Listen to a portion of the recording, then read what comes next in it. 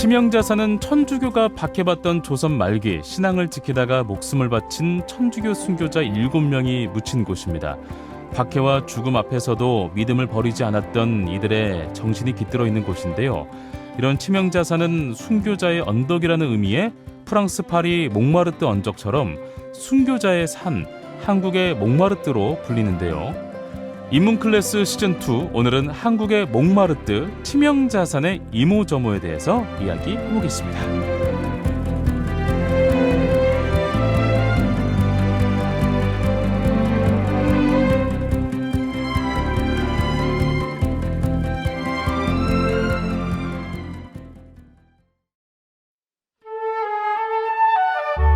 전주대학교 한국고전학연구소 온다라 인문학센터와 함께 우리 주변의 살아있는 이야기를 쉽고 다양하게 즐기는 인문클래스 시즌2 역사 속 숨겨진 이야기 멘토 전주대 한국고전학연구소 연구교수이신 전병구 교수님과 함께하겠습니다.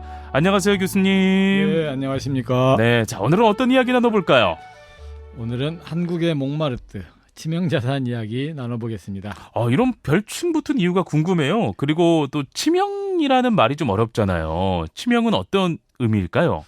그렇죠. 잘 안 쓰는 말이죠. 네. 치명은 바칠 치자에 목숨 명자를 써서 목숨을 바친다라는 말입니다. 그러니까 치명자는 순교자와 같은 말이라고 생각하면 됩니다. 치명자가 순교자라는 의미구나. 예. 교수님, 그럼 치명자산은 어떤 의미가 있는 곳인가요? 예, 치명자산 성지는 전동성당에서 동남쪽으로 한 1km쯤 떨어진 곳인데요. 네. 산 전체는 승암산, 옛날부터 중바이산이라고 했었는데요. 네네. 그 중턱에 천주교 순교자 묘지를 조성한 이후에 그 일대를 치명자산이라고 하는 천주교 성지로 부르게 된 겁니다. 네. 여기에는 1801년 신유박해 때 순교한 유한검 일가족 7명을 합장한 묘입니다. 전동성당에서 순교한 유한검의 무덤이라고도 볼 수가 있겠네요. 그렇죠. 근데 유한검 외에 그 부인 신이 동정부부 유중철 이순이, 네. 둘째 아들 유문석, 그리고 유한검의 동생 유관검, 네. 유관검의 처 이육희, 네. 그리고 유관검의 아들 유중성, 이렇게 해서 7명이 합장되어 있어서 무덤이 상당히 큽니다. 그렇군요. 교수님, 그러면 처음부터 이곳에 무덤을 조성한 건 아니겠죠? 그렇죠. 유한검 가족은 처음에 초남이 근처 제남리 바우백이라고 하는 곳에 매장이 됐는데 1914년 전동성당 보둔의 신부가 지금 현재 이곳에 묘를 조성한 거예요. 보둔의 신부는 지난번에 얘기한 것처럼 전동성당을 지은 초대 주임 신부였죠. 유한검 가족은 1801년에 처형이 됐는데 남은 노복과 친지들이 은밀히 시신을 거두었지만 고향에 못 묻고 건너편 제남리 바우베기에 감회장했던 거예요. 그러다가 이제 1914년 4월 19일 보둔의 신부와 전동성당 신자들이 이곳으로 이장을 한 겁니다. 네. 근데 그 산이 사실 좀 높잖아요. 좀 가파르기도 하고. 그렇게 좀 뭐랄까 묘를 이렇게 안장하기에는 굉장히 좀 어려운 여건이었는데 왜 그렇게 높은 산에 묘를 썼을까 궁금하기도 합니다.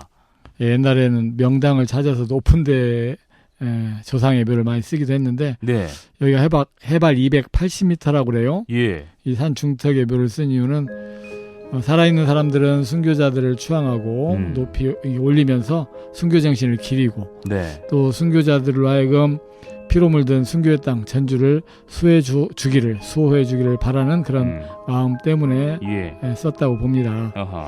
치명자산 순교자 묘는 전라북도 지방 기념물 68호로 지정되어 있어요. 네, 알겠습니다. 자, 그럼 본격적으로 치명자산 성지를 한번 좀 돌아보겠습니다. 어디부터 한번 가볼까요? 산 위를 올라가기 힘드니까 아래 시설부터 보겠습니다. 묘지 입구에 아치가 있는데 거길 지나면 바로 왼쪽에 잔디밭이 있는데 이곳이 바로 몽마르트 광장이에요. 프랑스 파리의 명물인데 그 이름이 같죠, 몽마르트하고. 그러네요. 그래서 이제 한국의 몽마르트라고 하는데 몽마르트는 몽은 산이고 마르트가 순교자라는 뜻이에요. 그래서 순교자의 산, 치명자산이라는 뜻이죠. 그렇구나. 진짜 그러고 보니까 한국의 몽마르트가 맞긴 맞네요. 또 다른 시설은 어떤 것들이 있을까요? 광장을 지나면 이제 오른쪽으로 장막성당이 있던 자리에 지금 새로 네. 순례자들 위한 성전을 짓고 있는데 공사 기간이 지났어요. 근데 아직도 짓고 있는 거 보니까 경비가 부족한가 봅니다. 예. 그리고 이제 그 앞에 네. 넓은 잔디마당이 있는데 이게 누갈다 광장이라고 하고 네. 여러 가지 큰 행사, 미사를 하는 공간이기도 합니다. 그래요. 그리고 뭐 전주에 계시는 분들은 뭐 다들 아시겠지만 세계 평화의 전당도 그곳에 자리하고 있고. 그렇죠. 근데 뭐니 해도 이 치명자산의 중심은 묘지가 아닐까 싶은데요. 당연히 그렇죠. 네. 근데 많은 사람들이 묘지에는 오르지 않고 평화의 전당이나 몽마르트 광장만 보고 가기도 해요. 힘들어서 그런 거 아닐까요? 그렇죠. 해발 280m이고 가파르다 보니까. 맞아요. 예, 근데 묘지로 올라가는 입구에 치명자산 성지라고 쓰인 아치가 있고, 예. 예수 성심상도 있어요. 어허. 그리고 이제 전라북도 기념물 제68호 천주교 순교자 묘라는 안내판도 있고요. 예. 근데 조금 올라가면 갈림길이 나옵니다. 예. 근데 오른쪽으로 가면 이제 성직자 묘지로 가는 길이고, 왼쪽은 이제 십자가의 길 기도를 하는 길이에요. 십자가의 길 기도. 이거는 뭘 말하는 걸까요? 좀 생소하죠. 예.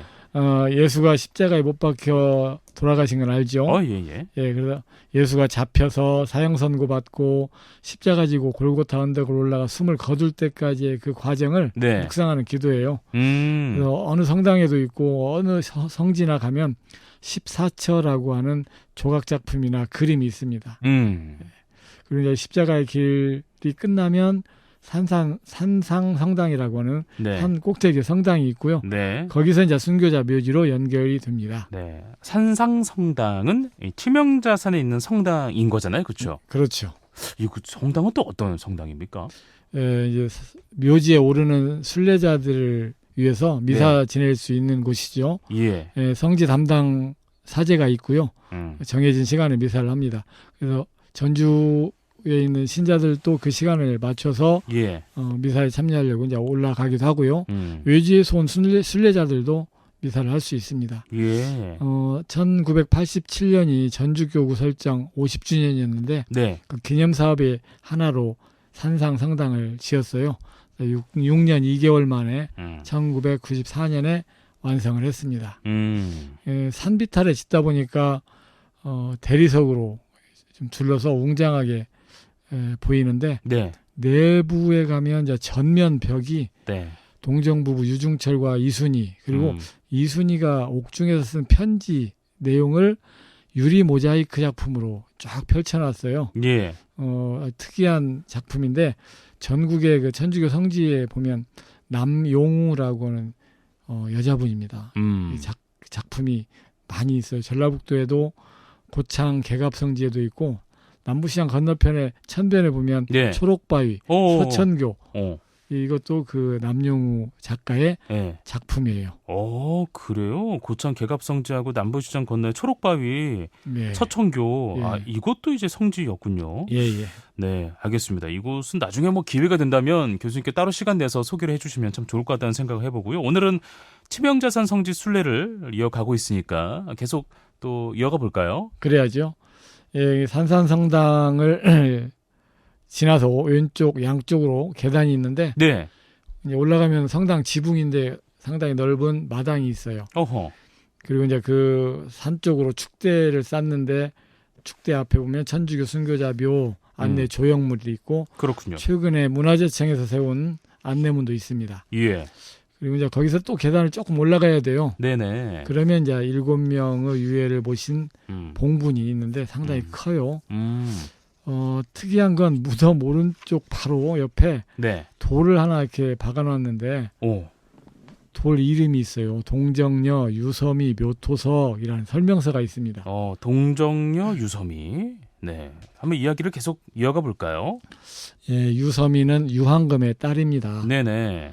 유한금 일가족이 처형되었던 1801년 유섬이가 9살이었어요. 예. 나이가 어리니까 이제 사형은 면했고 하하. 그 대신 경상도 거제에 관비로 보내졌는데 어린 나이에도 9살인데 품위가 있어 보였나 봅니다. 예. 거제 부사 이영철이 관비로 두지 않고 고을의 어느 노파에게 수양 딸로 보냈어요.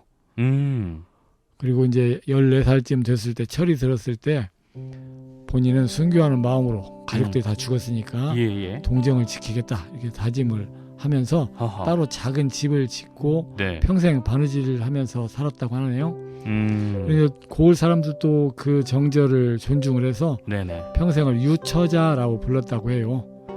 그렇게 이제 고결하게 살면서 고을 사람들의 존경을 받다가 1863년 71세로 선종을 합니다. 알겠습니다. 국법을 어긴 유한검의 딸인데 어린 나이에도 그 부사의 마음을 움직이고 마을 사람들까지 존경했다고 하니까 참으로 좀 대단한 인물이었겠구나라는 생각이 좀 들기도 합니다. 그러게요. 그리고 이제 그녀가 죽자 거제 도호부사 하겸락이 장례 비용까지 부담했다고 합니다. 그리고 이제 시신을 마을 뒤에 안장을 했는데 이건 이제 그 거제 도호부사 하겸락의 문집인 사헌유집에 이 내용이 나와 있어요. 그리고 이제 그 무덤이 2015년에야 발견이 됩니다. 거기에 유처자 묘라고 쓰인 비석이 있었던 거예요. 이게 묻혀 있다가 극적으로 발견이 됩니다. 그래서 이제 4년 후에 전주에서도 우리 전주 출신이니까 이제 교구청 관계자들이 가서 묘소에 참배하고 거기에 있는 돌 하나를 가지고 와서 지금 이 봉분 옆에 같이 가족들로 못 묻었지만 그 돌 하나라도 옆에다 수습해서 세운 거죠. 그렇죠. 순교자 묘지 주변에 다른 볼 것은 어떤 것들이 있었을까요? 아주 특이한 게 있는데요. 안내문이 있어요. 유한검과 동정부부 순교자 유중철 이순이 안내판이 있고 그 바로 옆에 예수마리아 바위라는 제목의 겟세마니 예수상과 성모 마리아 상에 관한 설명과 사진이 있어요. 그 무덤 위쪽에 예수마리아 바위라는 게 있는데 조각을 해 세운 게 아니고 자연석이에요. 그래요? 근데 꼭 조각상처럼 세워져 있는데 희한하게도 무덤 앞에서 보면 겟세마니 동산에서 머리를 치켜들고 기도하는 예수 모양이에요. 그런데 이제 무덤을 돌아서 뒤쪽에 가서 보면 마리아가 두 팔을 이렇게 내리고 있는 모양이에요. 희한하다. 같은 바위인데 앞과 뒤가 하나는 예수상, 하나는 마리아상을 조각같이 아주 신기하게 보입니다. 그렇군요. 그 교수님 말씀이 정말 신기한 바위라는 생각이 좀 듭니다. 근데 이게 이제 치명전선 우리가 올라가야만 볼 수 있는 광경이잖아요. 그렇죠. 올라가지 않으면 이제 힘들다고 올라가지 않으면 해발 280m라고 올라가지 않으면 안 되는 거잖아요.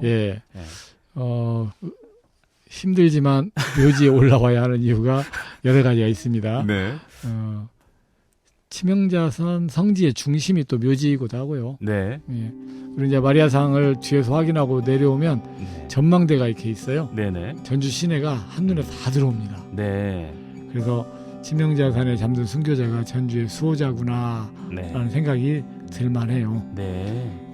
순교자들은 이웃을 사랑하는 예수의 가르침과 영원한 생명에 대한 신앙을 굳게 지키면서 목숨을 걸고 결국 이제 죽었죠. 그런데 우리에게 전해주고 있는 울림은 참으로 크다고 생각합니다. 알겠습니다. 교수님, 저는 근데 그 지난주에도 한번 이야기를 했었는데 동정부부 있잖아요. 그 주문모 신부가 이렇게 중매를 했다라고 얘기를 했는데 약간 우리 항상 이 사랑 이야기 항상 좀 궁금하지 않습니까? 선생님 이렇게 계시면은 선생님 됐고요. 첫사랑 이야기 해주세요. 이렇게 이제 우리가 학생들은 궁금해하기도 하고 저도 그래서 좀 궁금해요. 어떻게 이렇게 중매를 하게 됐는지도 궁금하고. 소설 같은 이야기죠. 유한검 집에 와서 유중철을 먼저 만났던 주문모 신부가 일주일쯤 전주에서 머물고 다시 이제 전국의 신자들을 찾아다니는데 서울에 가서 또 이제 고해성사를 주고 미사를 집전했는데 이순이라는 아가씨가 똑같은 고백을 하는 거예요. 유중철처럼 자기도 동정을 지키고 싶다. 그런데 양반가에서 나이가 찬 젊은이들이 결혼을 안고 산다는 건 어렵잖아요. 있을 수 없는 일이기도 하죠. 주위의 옛날에는 눈을 피할 수가 없으니까. 그렇죠. 그래서 이 주문모 신부가 이 둘을 연결시킬 생각을 한 거예요. 네. 결혼식을 올려가지고 네. 결혼했다, 이들이 부부다라고 하는 걸 보여주고 예. 그들의 바람처럼 네. 스스로 알아서 동정을 지키도록 해야겠다. 네. 이렇게 해서 결혼식을 하게 된 겁니다. 그래서 1801년 순교할 때까지 4년을 살았는데 결혼이라고 하고 동거라고 해요. 그러니까. 그래서 그 둘은 오누이처럼 지냈다고 합니다. 인격적으로 신앙적으로 서로 존중하면서 네. 지켰다고 합니다. 네. 이순희는 어떤 인물인지 궁금합니다. 그 서울에서 전주로 시집을 왔잖아요. 예. 어쩌면 이제 동정을 지키고 신앙을 유지하려고 네. 내려온 건데 이 누갈다는 집안이 쟁쟁합니다. 1782년 서울서 태어났는데 지복유서를 쓴 이수광 알지요? 예. 그 이수광의 8대 손이고 아버지가 이윤하 그리고 권일신의 누이 안동권 씨 사이에서 태어났는데 예. 이 지복유설은 우리나라에서 처음으로 천주교 교리책인 천주시리를 소개한 책이에요. 그리고 이순희의 어머니 안동권 씨는 권일신의 누이인데 권일신은 한국 천주교의 최대 공로자 중 한 명입니다. 그리고 이순희의 오라버니인 이경도 이 사람도 1802년에 순교하고 남동생 이경원도 1827년에 네. 그래서 3남매가 다 복자품에 올랐어요. 3남매가 복자품에 올랐군요. 순교는 정말 안타깝지만 참 대단했구나라는 생각이 들기도 하고 그래도 동정을 결심하고 전주까지 시집 오기는 정말 쉽지 않았을 텐데요. 그러니까요. 보통 사람은 아닌 것 같아요. 예. 이순희는 11살에 아버지를 여의고 어머니를 따라서 독실한 신앙생활을 하며 성장했다고 합니다. 예. 그러다가 이제 14살이 되었을 때 주문모 신부를 만났는데 주문모 신부를 만나서 처음으로 영성체 들어보셨죠? 영성체. 예수가 죽기 전에 제자들과 최후의 만찬을 했던 것을 미사 때 재현하는 거예요. 네네, 그렇군요. 그러면서 예수의 몸을 이렇게 모시는 성체를 영한다, 모신다라고 하는 아주 큰 의식이 있습니다. 예. 이제 평생 처음으로 이 영성체를 하게 된 거죠, 이순희가. 네네. 그 감격을 영원히 간직하고 싶어서 순교를 해야겠다 하고 결심했다는 거죠. 앞에서 얘기했지만 양반가의 귀수가 독신으로 산다는 건 불가능하잖아요. 네네. 그런데도 이제 어머니 권 씨가 딸의 마음을 헤아려서 주문모 신부의 추선을 받아들이고 그랬으니까 이순희 어머니도 대단하다고 봐야죠. 그렇군요. 이순희도 어머니도 보통 사람은 아니라는 생각이 듭니다. 그런데 동정부부의 삶이라는 게 저는 좀 기혼자로서 잘 이해가 안 가기도 합니다. 네, 앞에서 잠깐 얘기했듯이 오누이처럼 지냈다고 그래요. 그 남편인 유중철은 이순희에게 늘 누이라고 불렀다고 합니다. 그러면서도 이순희는 시부모를 공경하고 순종했고 참 겸손하고 감탄할 만큼 온순해가지고 식구들하고도 아무런 불화가 없었다고 그래요. 이순희가 옥중에서 쓴 편지에 의하면 여러 차례 동정 서약을 깰 위기가 있었다고 고백합니다. 그렇군요. 네, 그렇습니다. 그런데 이순희가 옥중에서 쓴 편지에는 어떤 내용이 담겨 있을지도 궁금하네요, 교수님. 이순희 옥중 편지는 유명해서 많은 연구가 있었습니다.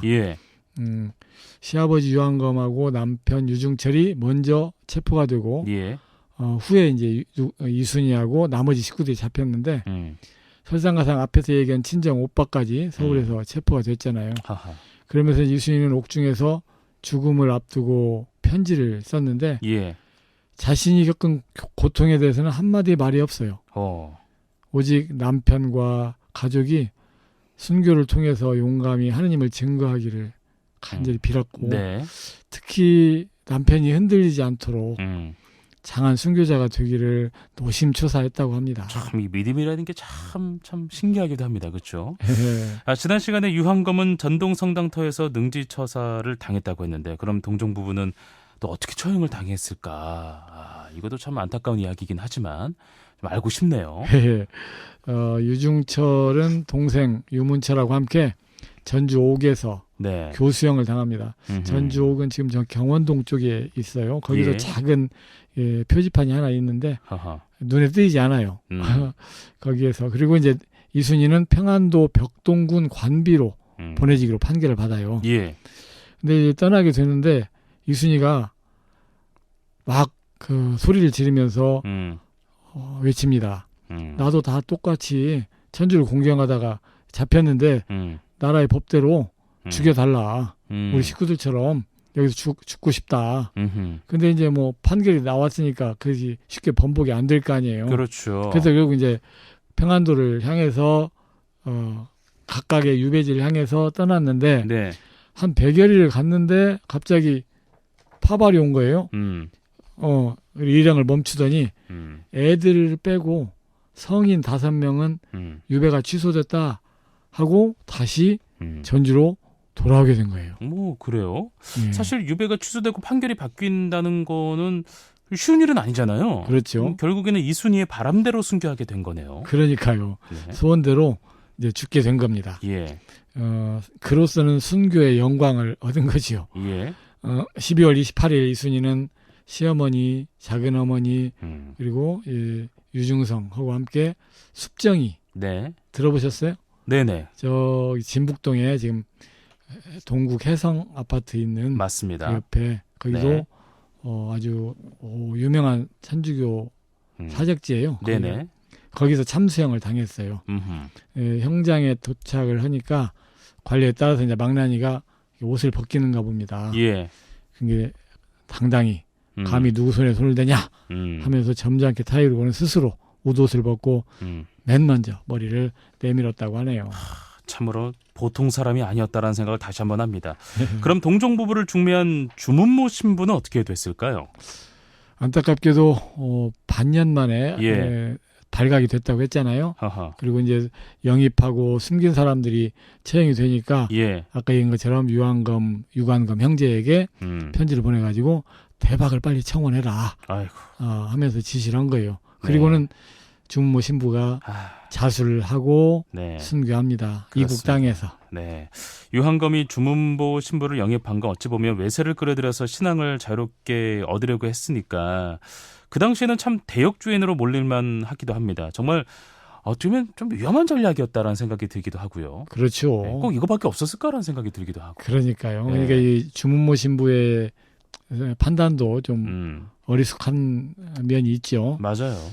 근데 유한검의 생각은 단순히 천주교 신앙뿐 아니라 대박에 들어있는 많은 서양의 과학 기술 이것도 욕심을 냈다는 거죠. 양반 중심의 봉건 체제, 중국 중심의 사대주의 이것을 지키려고 하는 성리학 세상에서 좀 벗어나고 싶었던 거죠. 그래서 천주교가 가르쳐준 평등한 사회 그리고 서양의 근대문물을 받아들이는 새로운 근대 세상을 꿈꿨던 겁니다. 천주교 교리와 함께 근대 문물을 목격한 그들은 새로운 세상을 꿈꿨고요. 천주교를 단순히 영생을 보장하는 종교가 아니라 사회 현실을 개혁하는 사상으로 받아들였다고 볼 수 있겠습니다. 유한검 등이 추진한 대박 청원운동도 조선 후기 민중 사이에 그때 널리 퍼져 있던 정감록이나 미륵신앙처럼 양반 신분과 봉건 체제에 저항하는 또 하나의 봉기였다고 볼 수 있어요. 네. 그래도 뭐 조선은 성리학 세상이었으니 처벌을 면할 수는 없잖아요.